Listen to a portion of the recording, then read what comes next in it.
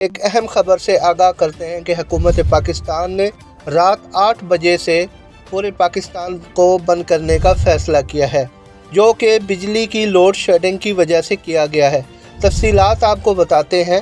کہ حکومت پنجاب نے فیصلہ کیا ہے کہ رات 8 بجے کے بعد ہوٹل، مارکیٹیں بند رہیں گی، جن میں ماں سوائے میڈیکل سٹور اور ہاسپٹل کے علاوہ تمام جو دکانیں ہیں، شاپنگ پلازے ہیں، مارکیٹیں ہیں، وہ بند رہیں گی، جن پر سختی سے عمل درآمد کرنے کے لیے پنجاب پولیس کو نوٹیفیکیشن جاری کر دیا گیا ہے،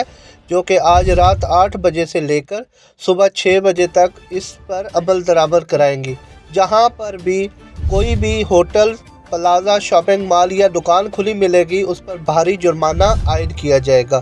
جبکہ میڈیکل سٹور اس پابندی سے بری الذمہ ہوں گے۔ میڈیکل سٹور اور ہاسپٹل پر کوئی پابندی نہیں ہوگی۔